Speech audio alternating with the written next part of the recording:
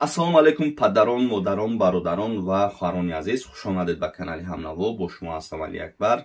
Фикр мекунам ки аввалан сеҳати саломатии шумо ҳар як шумо хуб аст ва якчанд хушхабарҳо дорем. Барои ҳамин якум дар видео лайк падилитса ва пишта баҳазро тамошо кунед.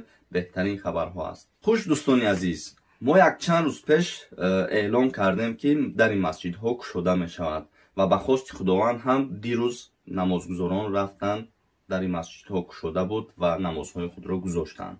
Ва албатта ки ҳар як чиз қонуну қоидаи худашро дорад ва чизро гуфтанӣ ҳастам ки дари масҷидҳо кушода шуд, худоро шукр, аммо қонунҳоро риоя кунем, яъне ки масофаро ё ин ки бе наморник, яъне маска, бе ниқоб дар омадан хуб намешавад ва гуфтанд ки агар қонунҳоро риоя накунем, мақсад боз чораашро мебинем. Барои ҳамин барои як нафаре ки мисол меравад бе ниқоб ё ин ки бе ҳамон қонунҳоро риоя намекунад, садҳо нафари дигар чӣ мекунад? намозҳои худро намегузоранд, чунки аз пушти як нафар дӯстон тамоми масҷидҳоро мумкин боз маҳкам кунанд. Ба ҳамин хотир қонунҳоро риоя мекунем, алалхусус дар намози ҷумъа. Ба ҳамин хотир дӯстон қонунҳоро риоя кунем, чунки дигаронро нороҳат накунем. Дӯстони азиз, бисёриҳои шумо мегуфтем ки дар бораи масҷид гап занем. Хуш дӯстон, ман метавонам ки аз пеши худ гап занам, аммо чӣ даргоҳ шуморо дурӯғ гуфтанд? Ман хабарро мебинам, аниқ дақиқ мекунам ва якумин шуда бо ҳаракат мекунам ки пешкаши шумо гардонам. Ба ҳамин хотир ман масҷидҳоро гуфтам рӯзи якум мекушоянд.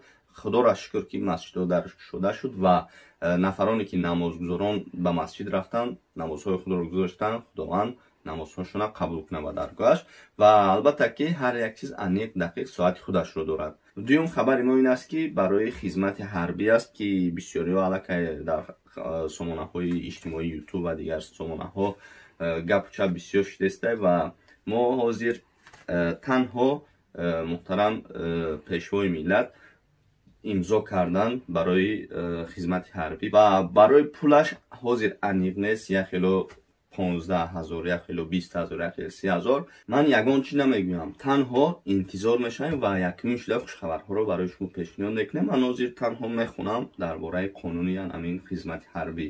имрӯз асосгузори сулҳу ваҳдати миллӣ, пешвои миллат, президенти ҷумҳурии Тоҷикистон муҳтарам Эмомалӣ Раҳмон ба якчанд қонунҳо, аз ҷумла қонунҳо дар бораи уҳдадории ҳарбӣ ва хизмати ҳарбӣ, дар бораи тайёр намудани мутахассисон бо назардошти талаботи бозори меҳнат оид ба ворид намудани тағйиру иловаҳо ба Қонуни Ҷумҳурии Тоҷикистон дар бораи ҳимояи ҳуқуқи истеъмолкунандагон имзо гузоштанд. қонуни ҷумҳурии Тоҷикистон дар бораи уҳдадории ҳарбӣ ва хизмати ҳарбӣ тартиби ба қайди ҳарбӣ гирифтан, даъват ба хизмати ҳарбӣ, адои хизмат ва самтҳои дигари хизмати ҳарбиро муайян менамоянд. дар қонун инчунин хизмати ҳарбӣ дар ҳайати захираҳои даъватӣ сафарбарӣ пешбинӣ шудааст ки мувофиқи он шаҳрвандони синни даъватӣ ба таври ихтиёрӣ бо гузоштани ҷамомади якмоҳаи ҳарбӣ ва пардохти маблағи муайян ки андози онро ҳукумати ҷумҳурии Тоҷикистон муқаррар менамояд, аз хизмати ҳарбӣ озод карда мешаванд. яъне дӯстони азиз, танҳо қонун имзо шудааст ва пуле ки шумо пардохт мекунен ин муайян нест ва интизор мешавем. барои ҳамин ман якумин шуда иншоалло ки пешкаши шумо мегардонам. иловаҳои ворид гардида ба қонунҳои мақомоти судӣ, прокуратура, гумрук, назорати давлатӣ, молиявӣ ва мубориза бо коррупсия ва хадамоти иҷро қабули шаҳрвандонро ба кор дар мақомоти номбурда пас аз адои хизмати ҳарбӣ пешбинӣ менамоянд. қонунҳои ба имзо расида ба рушди бозори меҳнат, ҳимояи ҳуқуқи истеъмолкунандагон, таҳкими иқтидорӣ, мудофиавӣ мамлакат ва беҳдошти зиндагии мардум равон шуданд. қонунҳо дар матбуот нашр мегарданд. яъне дӯстони азиз, ҳозир қонун имзо шудааст, аммо пуле ки шумо пардохт мекунен муайян нест ва интизор мешаванд дар матбуот нашр мешавад. ман якумин шуда пешкаши шумо мегардонам. барои ҳамин як лайки худро дареғ надоред ва дар имо падилитса кунед. ҳозир як хушхабари дигар дорем. дӯстони азиз, як хушхабари дигар дар охир дорем ки беморие ки тамоми дунёро такон дод, ин беморие ки шумо ҳаматон медонед. ман номашро намегирам, чунки ютуб иҷозат намедиҳад. ба ҳамин хотир дӯстони азиз, хушбахтона дар ватани азизамон якчанд ҳафта шуд ба қайд гирифтагӣ нестам ва худованд нагирам. و این اون رو نشون نمیدهد که دوستان عزیز ما بپرواگی کنیم. البته که هر یک چیزی که قانون قاعده که پیش نمیکردیم درباره همین وبا، یعنی که نمارنیک، یعنی که نیقاب و انتیسپتیکا و دیگر چیزهای لازمه رو برداشت گیریم، یعنی که اساسا مسافت رو رعایت کنیم. در نمازهای جمعه هم البته که هر یک نفر جای نماز خودش رو برد و اون بهتر میشود. سلامتی هر یک ما در دست هر یک ما است. برای خاطر دوستان سلامتی رو ناز نگاه دارید، یعنی که پدر و مادر رو خاطر نکنید، احتیاط کنید خودتون را. ویدیو را حتما در همه شبکه‌های اجتماعی پخش کنید و نزدیکانتون رو گپ زنید در همین ویدیو لایک مونند و در کانال ما ابونه شوند. بهترین خبرها رو در این کانال میبینید و خداوند نگهبانی هر یک ما و شما باشد. ویدیو را حتما پخش کنید تا ویدیو آینده. خداوند نگهبانتون. صمیمانه‌ترین سلام و درود بپایانی خود را براتون عرض می‌داریم همدیارانی عزیز و ارجمند و خوش آمدید به سامانه اجتماعی یوتیوب همنوا و کتابخانه سوربن و همنوا.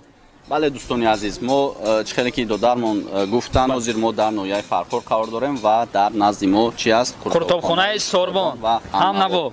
به این خاطر از ما خواستیم شما رو از نزدیک شناس کنیم، یعنی که از ما داریم با حضور تماشا کنیم چی خوراکا داره و درونش چی طور است. بیایید برویم. رفتیم.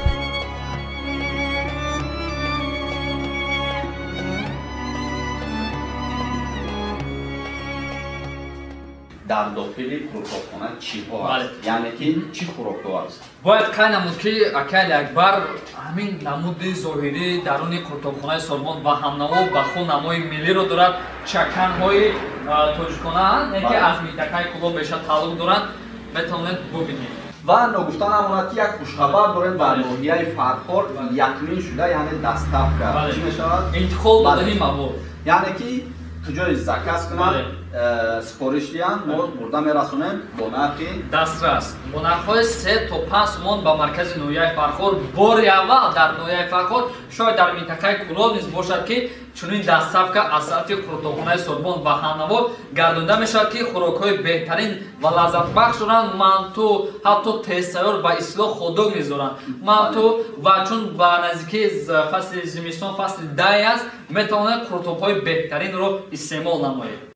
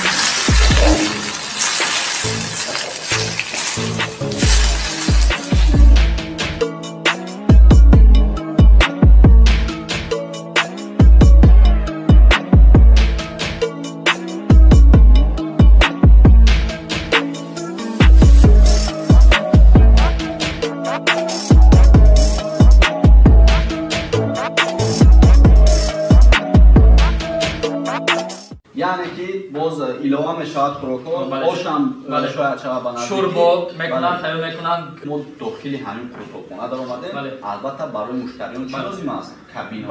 یعنی کابینه ها، یعنی که کابینه ها درونش چی خیلی است و فورم است، راحت میکنن یا نه؟ بیاید دوزی سر میکنن. یک از فرقیت دیگری همین کتابخانه سوربن و همنوا در اون است که دو نوع جای نشست دارد، یکی کابینه و دیگری به کابینه هستند. ببینید چگونه یک نماد ملی دارند، خود را در خانه شخصی احساس می‌کنند. کانال ما در سامانه یوتیوب همنوا ابونه شو و از ویدیوهای نو با خبر باش.